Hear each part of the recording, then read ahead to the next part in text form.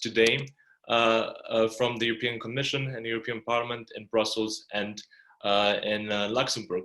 Before we start to outline our housekeeping rules, please close your video for stronger bandwidth and microphone for us not to have background sounds during the presentation and for stronger bandwidth. This event is recorded, and by taking part, we are making you aware of this. This recording is for educational purposes and will be accessible until the 31st of July via a private YouTube platform.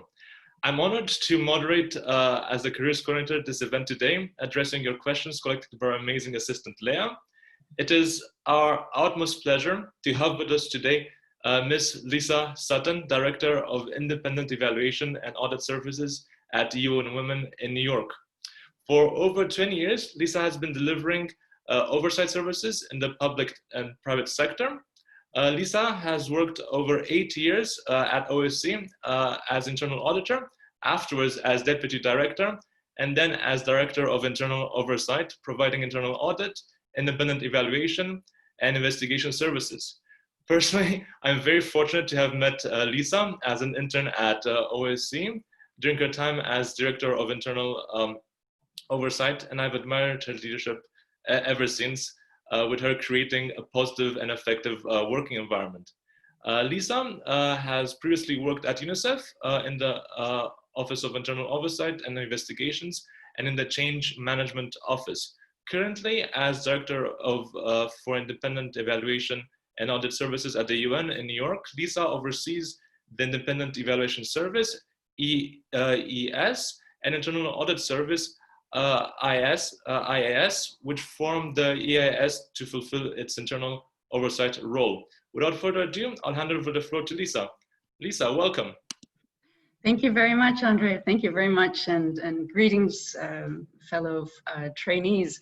Good morning from New York, and good afternoon to everyone in Europe. I'm very pleased to be here today, and I'd like to thank Andre and the EU Trainees Committee for inviting me to be here as part of this really exciting event. I have to say I was really impressed when I looked at the vast experience that you've been able to bring together for this event, and I'm really honored to be also invited to be here as well.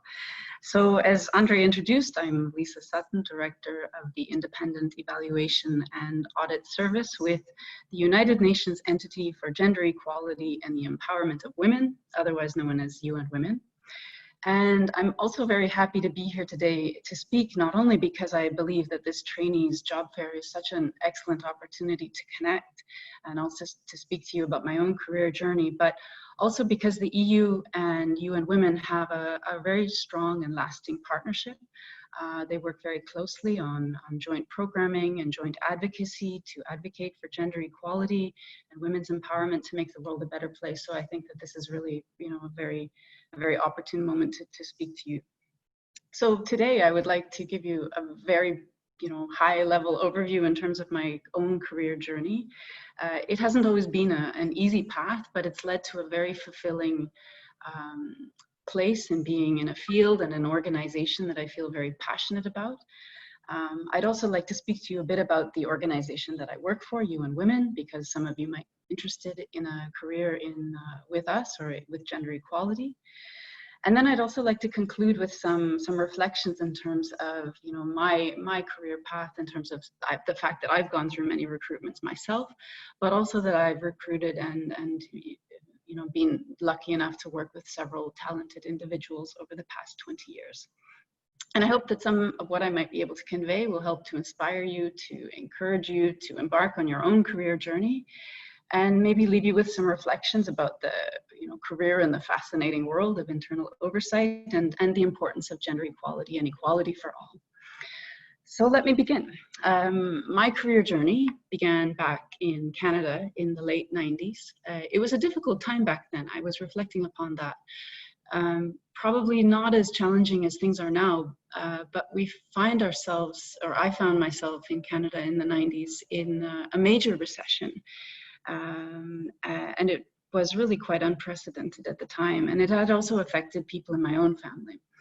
I was fortunate to have attended a university that was piloting what they called co-op education. It was something quite new at the time, which alternated academic terms with work terms so that students could graduate with 2.5 years of work experience and really prepare them for their post-university experience. I studied a general arts degree and then went on to complete my master's in public and management accounting. And I have to say that really at the time, on several points of time in my studies, I wasn't super thrilled about my educational choice. I mean, I wanted to do something for the public good, and I really wanted to be creative and to do something that was exciting. And although accounting was stable and, you know, fit for graduating into a recession, it really didn't excite me so much back then. But in retrospect, I really have to say I'm so glad that I didn't give up, because it's really given an amazing opportunity to be where I am today and to really be able to deliver on what I wanted to do, which was to, you know, help and to try to contribute to society to make things a better place.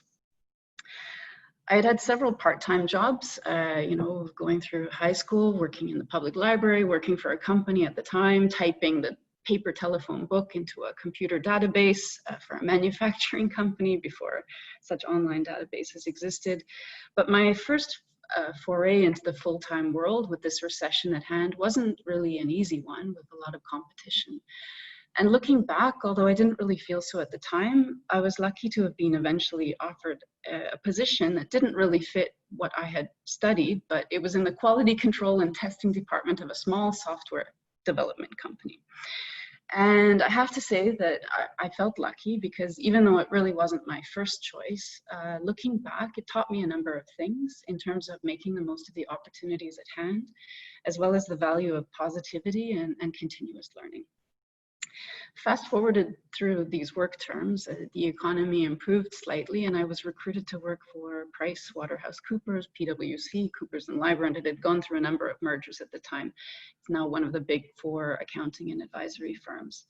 And I worked with them in Toronto and then in Vienna, Austria, which was challenging and diverse and led me to work in some fascinating assignments, from gold mines in northern Quebec to snowboard manufacturers in Tyrol, Austria.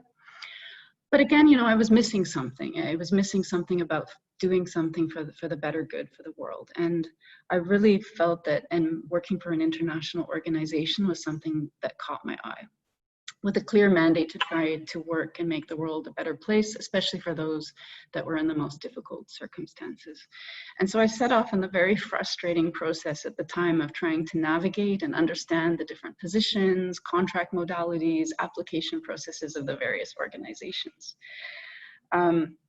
I was fortunate to have been eventually hired by the Organization for Security and Cooperation in Europe, the OSCE, and I think you might have heard from a colleague from there earlier this week, as an internal auditor. And I really immediately fell in love with the type of work. And maybe that sounds funny to say that one falls in love with the work of being an internal auditor. But, you know, the work that we did in terms of trying to make the organization as effective, as efficient, as transparent, as well governed as it could was really fascinating. And what was interesting, I think, about that career point was that it actually took me a couple of times of applying to the OSCE before I was eventually selected. So I think, you know, one of the points that I will make later on in the presentation is just this point about never giving up. I mean, the point about applying, and if you receive, you know, one rejection or you don't hear anything back, I don't think it means that you should never apply for that organization again if your heart is in it. Different people, different times, different scope of work, it all makes a difference. I later on to move to work with UNICEF in the same line of work, which was equally exciting, but an even wider geographic scope. And looking back at this time at OSCE and UNICEF, I think one of the things that maybe set me apart from my peers was my willingness to get involved in really the most challenging and difficult hardship assignments. So where my colleagues didn't want to travel to Central Asia or to Central African Republic or to Haiti after the devastating earthquake in 2009, or to Eastern Ukraine when the hostilities broke out, I was really, I think, one of the first to volunteer, or one of the first that my managers would come and ask to go to these difficult places.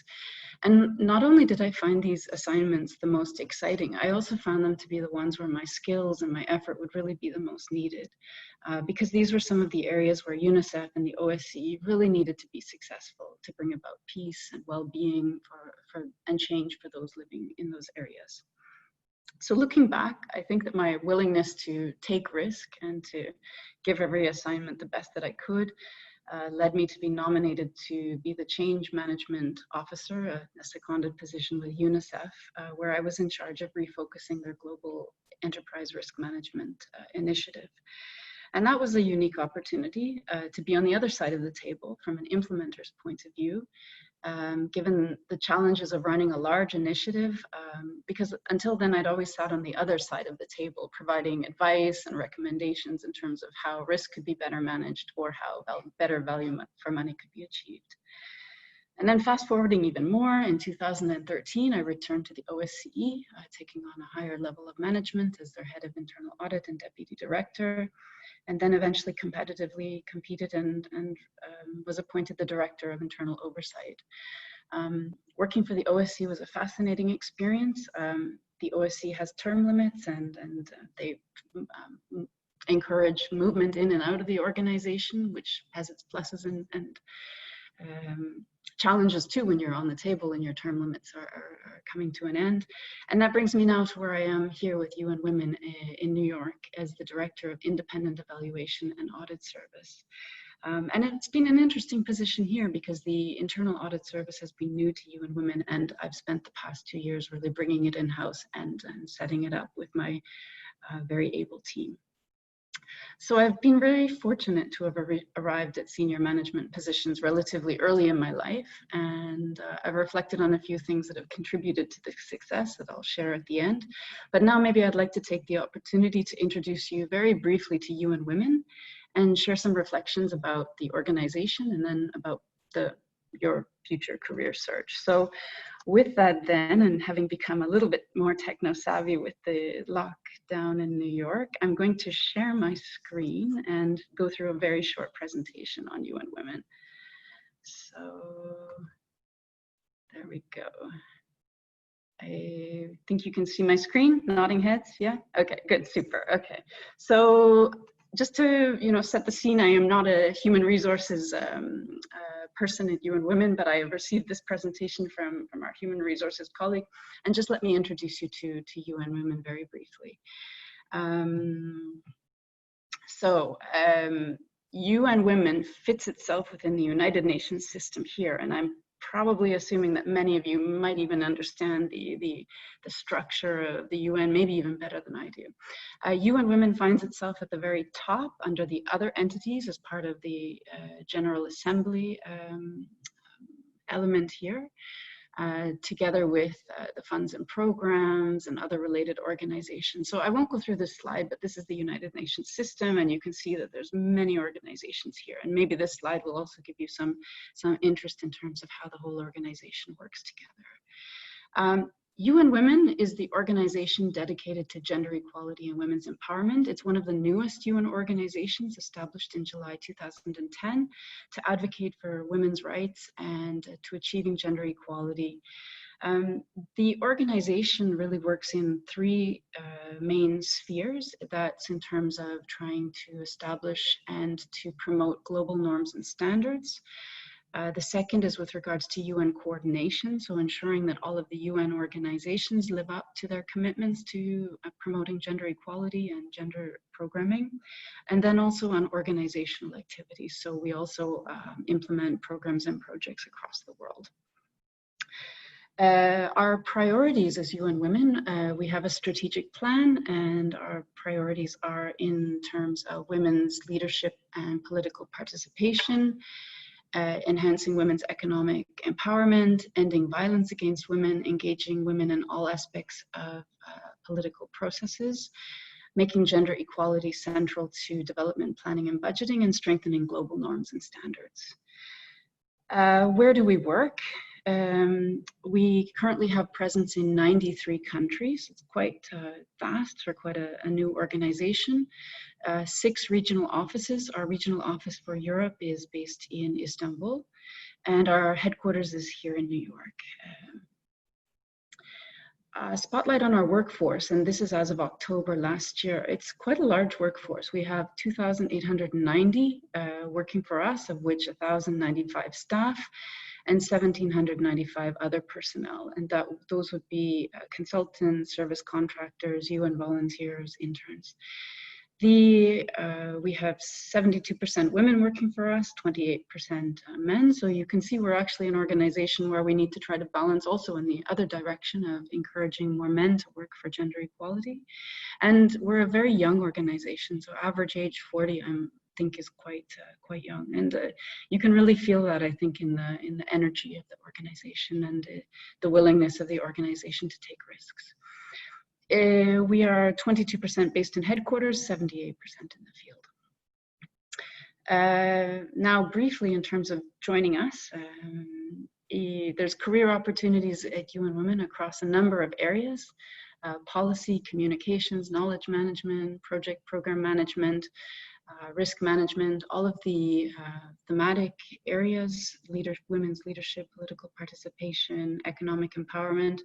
Naturally, also in management, administration, and law, and internal audit and evaluation. We follow the UN common system in terms of our staff post levels and years of experience. So we have the levels you can see on the right, and you might have been exposed to those through other HR experts from other organizations. Entry points, we have entry points through junior professional officers, UN volunteers, we engage interns, staff, service contractors, and consultants. From a recruitment process, we follow the common system whereby applications follow with a personal motivation form, a motivational paragraph or letter, and I'll speak a bit about that later. We do technical tests, interviews, reference checks, and then there's a compliance review and management approvals here before one is hired. And where to apply, you can find on our UN Women website, we have an employment section, current vacancies, UN Women vacancies, and some of our vacancies are also advertised through the UNDP recruitment system. So you might find some postings there. So that's just a short overview in terms of UN Women. With that, then I will just go to the last part of my presentation. You know, a few of my own tips and recommendations that I've been, thinking about before this presentation. I think positivity and passion, and I guess it's very easy to say as a manager or as a recruiter, but I think it's one of the things that really sets people apart. So try to find a role that you're passionate about. And even if it might not be your first or even second choice in terms of a role or assignment or agency or company, try to approach it with positivity, because not only will it change how you feel about your work, but you might also find that it unexpectedly translates into contacts or new skills or new experiences that you can build on later on down the line. Use your application to convey why you're interested in the role and how you're going to bring your experience to the table. So some vacancy announcements are really rather open in terms of educational experience or work experience. And I am personally very open to taking candidates who have varying experiences and backgrounds and who might have not come up through the traditional or typical channels. But what I look for when I'm recruiting is through the motivation letters. I look for some kind of a reflection of the candidate in terms of how they're going to bring their experience to the table. One of the things that really surprises me sometimes is the lack of time that some candidates might take with their application letters or motivational paragraphs. And I realize that those can be really challenging to write, but I think it's really important to reflect upon why you're interested in the role, how your experience is going to translate into the role at hand. And so for me, the motivational paragraphs or the letter is one of the most important things that I look at. And I'm actually surprised how often, even sometimes, people don't spend a lot of time thinking about those letters. Read up on the organization first. Read, the recent news articles, speeches of their executive leaders, press releases. Really familiarize yourself with the priority issues and the challenges.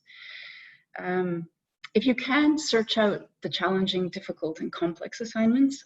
They can be scary, but one of the things that has surprised me over the years is also sometimes the lack of willingness or the barriers people put down to go beyond their safety zones.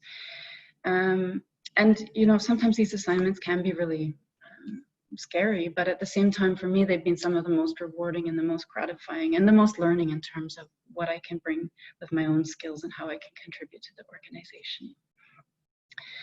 In terms of the UN itself, and again, I'm not a human resource or recruiter as my full-time position, but it seems that there's been some movement or shift in positions that might be becoming more short-term or consultancy-based, or sometimes in the case of UN Women or other organizations, you might see that a vacancy is posted and it might say contract term 1 year or contract term 2 years.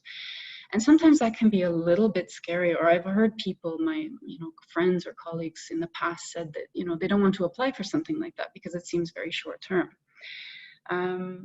What I would just say with that is that often for staff positions, these contract terms follow the budget cycle of the organization. And so, I mean, obviously one should clarify before or when one is engaging with the human resources or with the potential recruiters, but frequently with a staff position, as long as it's a core position and as long as there's still funding and as long as one's performance is satisfactory or good, one can generally expect that the posts will be renewed.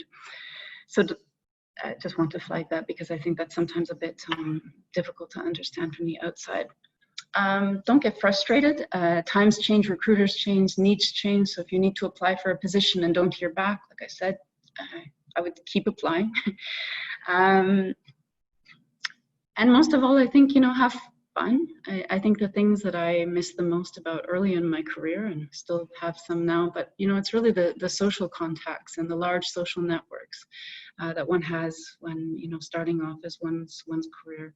So I look back at those early times with PwC, with OSCE, with UNICEF, even now with UN Women, and the friends, the people that you meet are really people that will be with you for the rest of your life. So with that, that's just a short introduction to me and a couple of tips. So I pass back to you, Andre, and happy to answer any questions. Thank you very, very much, Lisa, for your incredible insights, which are invaluable to all our trainees present today, navigating us through your amazing career journey from PwC to OSCE to UNICEF and now to UN Women, and also introducing us to the work of UN Women. And we already have so many questions from our lovely trainees. Maybe starting with a very general question.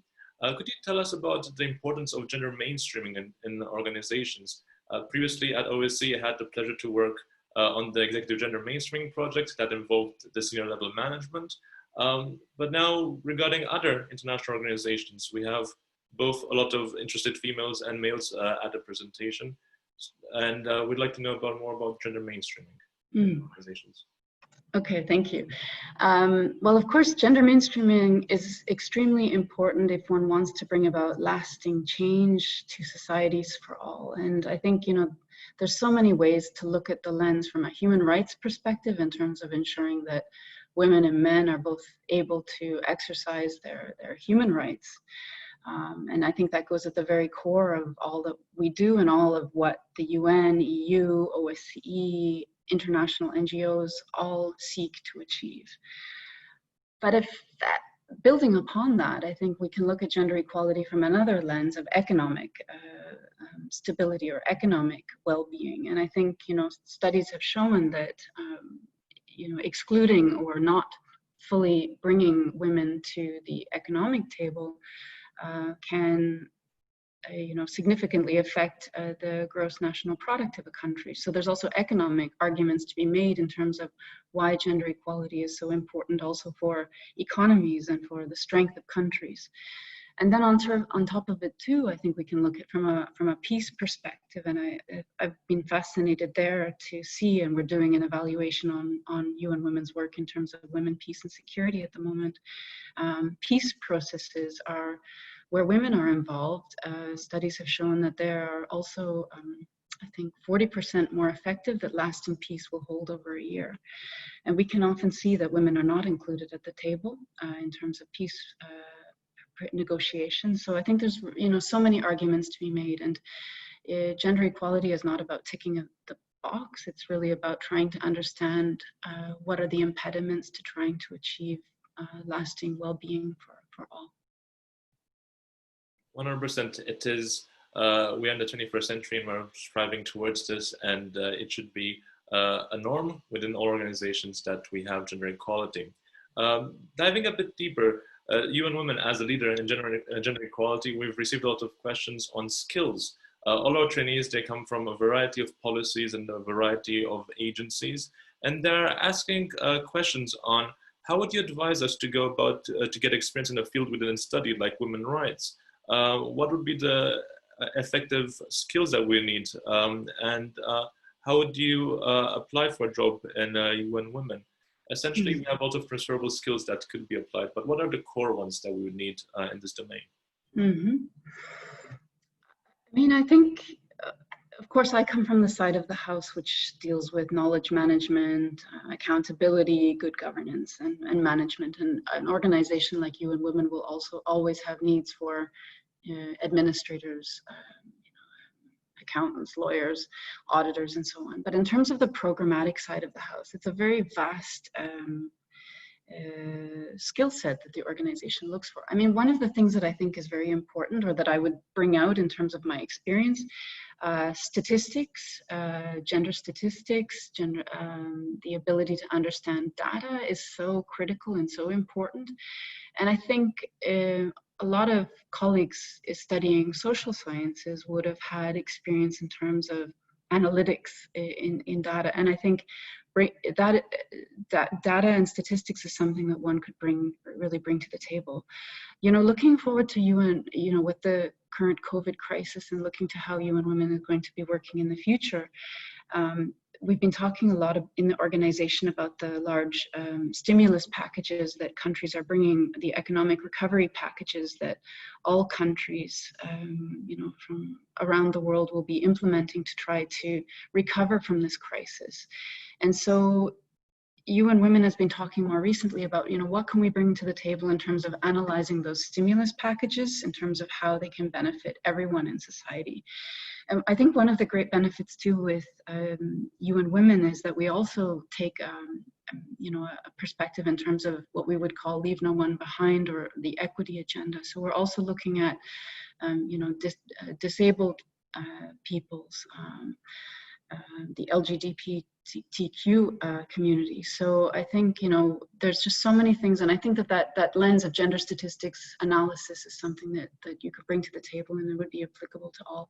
On top of that, good program and project management can never hurt. So I think bringing, you know, along a strong lens in terms of being able to achieve and demonstrate results and impacts.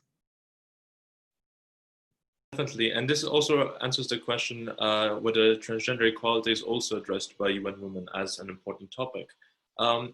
Regarding a bit deeper now on experiences, for those that have direct experience with women NGOs managing projects for women research for gender analysis, the question is now, in case this lacks, are interest and motivation sufficient if the direct experience is lacking?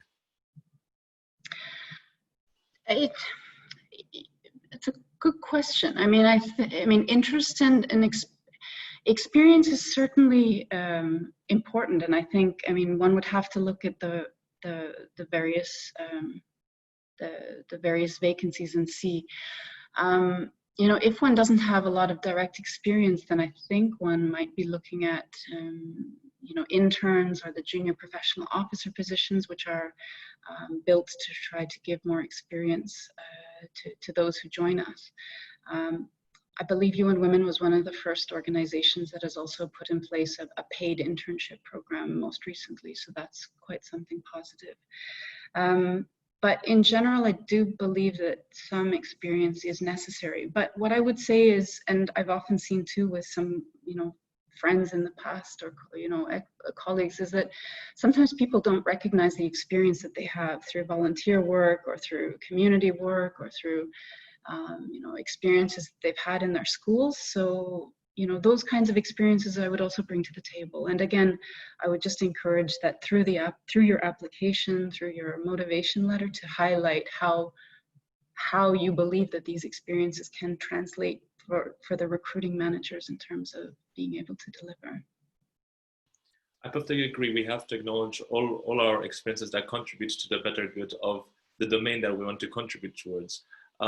We have some questions regarding entry level. There's a question now, how often are P1 positions advertised, and maybe merging this with, do we need to already have a work permit for the USA to be eligible to apply for positions in the USA headquarters at the UN? Okay, I can answer the second one most easily. In terms of work permit, no, one doesn't need a work permit when one is applying for professional level positions in New York. That is not necessary. I do believe for general services positions, those that a work permit or ability to work in the United States would be required. However, for other positions, either through consultancy or service contractors, I don't believe there a work permit is required. But it would be also best to probably check with somebody from the HR department. On P1 positions, they are rare, I've seen, but not uncommon, or not. I mean, I have seen them exist. We don't have any in our independent evaluation and audit service, but again, I think that would be a question for our HR department. I guess we didn't see any on the slide earlier, but you know, certainly a P2 position is I think the sort of entry-level position we see in the organization from a professional point of view. But I would also encourage you to think about the consultancy positions that exist or the service contractor positions too. Definitely, and I believe that one should always have an open mind and look for everything, and there are many ways to enter such a great organization. One point on the entry level is regarding the GPO program, the Junior Professional Officer program. Does the UN Women promote this program to enter? Yes, we do have a Junior Professional Officers program. Again, our HR colleagues would be the best to advise in terms of how that works, but I have seen positions from, you know, program positions to ethics positions. So that is also an entry point. I've also seen in UN Women some seconded positions where countries second directly to countries themselves. I was recently in Mali for work that we were doing there, and I'd seen a number of secondees from countries of the EU there. So seconded positions might also be an opportunity to look. Indeed, there are many positions that one can go into, and I believe that UN Women is very generous offering such positions. I believe that as one final question, you've given us the insights in your career journey, navigating for all organizations, and it is very interesting to know how to navigate oneself towards senior management, both for males, but with a particular emphasis on females to enter in senior management positions, to have female representation in senior management positions. The question is, what possibilities are there for internal movement within UN Women, but also other international organizations? Well, I mean, I think, you know, UN Women follows a competitive recruitment processes. They, like other organizations that I've worked for, UNICEF, OSCE, really seek to ensure diversity in positions, geographic diversity, gender diversity, and, you know, from experiences there, I think I've seen a lot of great initiatives over the years in terms of our senior management and human resources trying to promote you know, movement in and out from the field to headquarters. So I you know, from that point of view, I think the organizations are going really in a really positive direction. From a personal advice, I think, you know, it's really about demonstrating and bringing and showing what one can bring to the table. And I think from that perspective, it's, you know, coming back to this point about you know, taking on experiences that stretch you, and taking on experiences that are really, you know, remarkable and setting one's apart. Maybe the scary assignments, the assignments that people might not want to do, but, you know, those are the things that are really going to bring one forward, because those are the assignments that are going to set you apart from other colleagues. So I would just encourage, you know, to seek out those experiences, make the most of them. because the United Nations organizations, like many others, use competency-based interviewing to recruit. They ask for experiences where one has demonstrated various skills, and there's many experiences one can bring to the table, but I think it's really those that are very stretching and challenging that will be the ones that to demonstrate that one is capable and ready to enter senior management positions.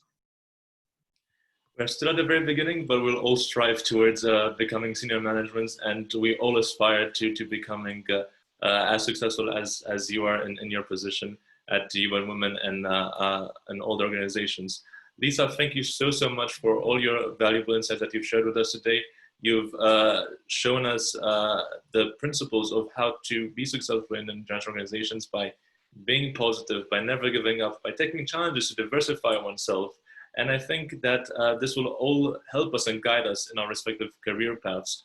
We've learned a lot, we've grown through this, especially for everyone who wants to work at the UN with a particular emphasis on gender equality.